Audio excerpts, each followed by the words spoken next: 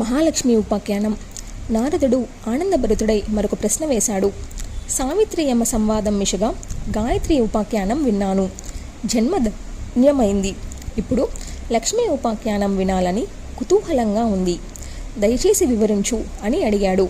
నారాయణ మహర్షి ప్రారంభించాడు.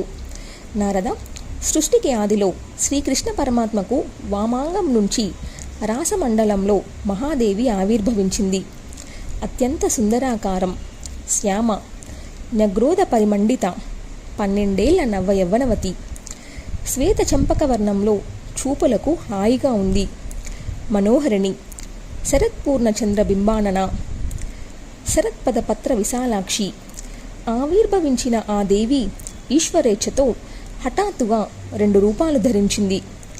రూపం, రంగు, తేజస్సు, వయస్సు, కాంతి, యశస్సు, వస్త్రధారణ, భూషణాధారణ, చిరునవ్వు, గుణగణాలు, వీక్షణాలు, ప్రేమ, అనునయం అన్నింటా అచ్చం ఒకేలాగా ఉన్న 2 స్త్రీమూర్తులు.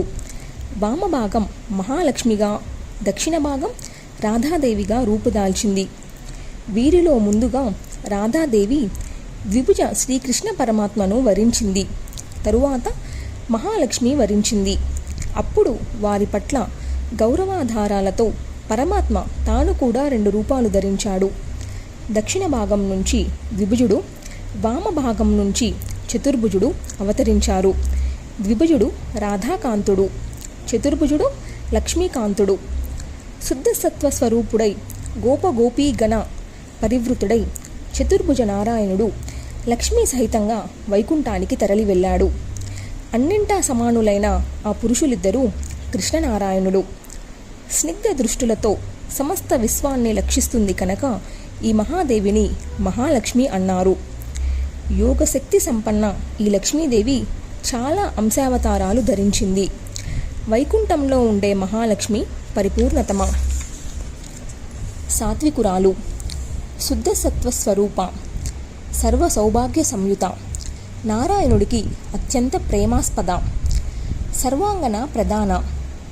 ఇంద్రలోకంలో ఇంద్రుడికి సర్వ సంపత్స్వరూపిణిగా స్వర్గలక్ష్మి పేరుతో ఈవిడ అంశావతారం వెలుగొందుతుంది.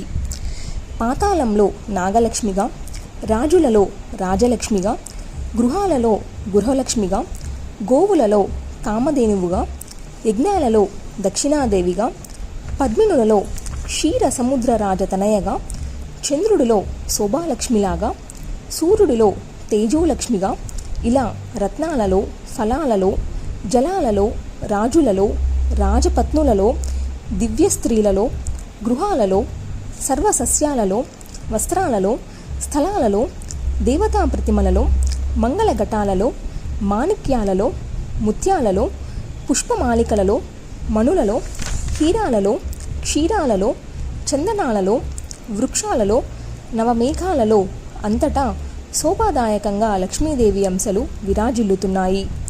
ఈ మహాలక్ష్మిని మొట్టమొదట వైకుంఠంలో చతుర్భుజ నారాయణుడు అర్చించాడు. తరువాత బ్రహ్మదేవుడు, శంకరుడు అర్చించారు. క్షీర సముద్రంలో విష్ణుమూర్తి పూజించాడు. స్వయంభువ మనువు, అటుపైన మహారాజులు ఉపాసించారు. ఋషీంద్రులు, మునీంద్రులు, మానవులు అర్చించారు. పాతాళంలో నాగులు ఉపాసించారు. భాద్రపద శుక్లాష్టమి నాడు ప్రారంభించి పక్షం రోజుల పాటు బ్రహ్మదేవుడు మహాలక్ష్మి వ్రతం చేశాడు. చైత్ర భాద్రపద పుష్యమాసాలలో ప్రతి మంగళవారం నాడు విష్ణుమూర్తి అర్చించాడు.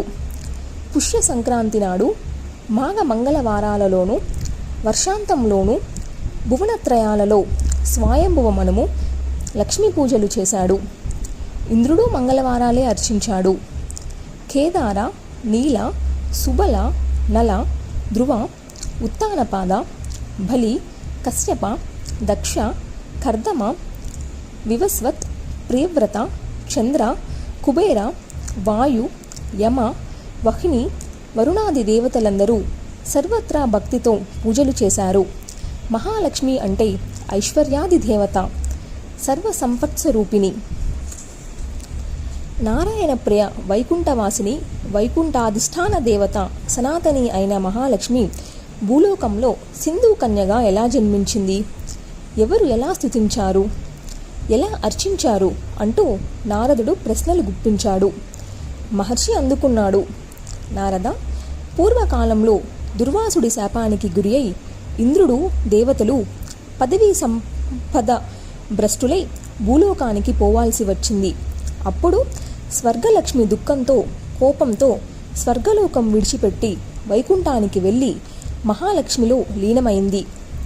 ఆ తరువాత దేవతలు గుమికూడి బ్రహ్మను శరణు వేడారు. అతడు శంకరుణ్ణి సంప్రదించాడు. అందరూ కలిసి వైకుంఠం వెళ్ళి చతుర్భుజ నారాయణుణ్ణి శరణు వేడుకున్నారు. అప్పుడు ఆయన ఒక ఉపాయం ఆలోచించి లక్ష్మీదేవిని కలాంసతో క్షీర సముద్రుడి ఇంట కన్యగా అవతరించమని ఆజ్ఞాపించాడు.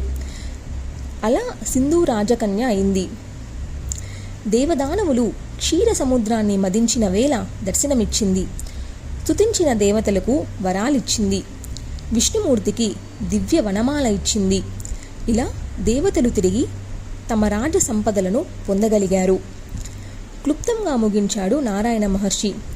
వింటున్న నారదుడికి సంతృప్తి కలగలేదు.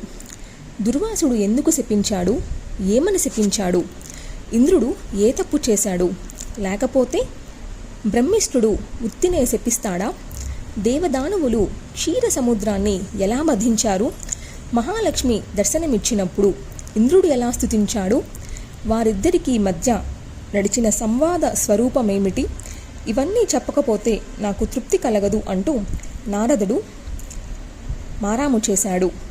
సరే అని నారాయణ మహర్షి ఆరంభించాడు.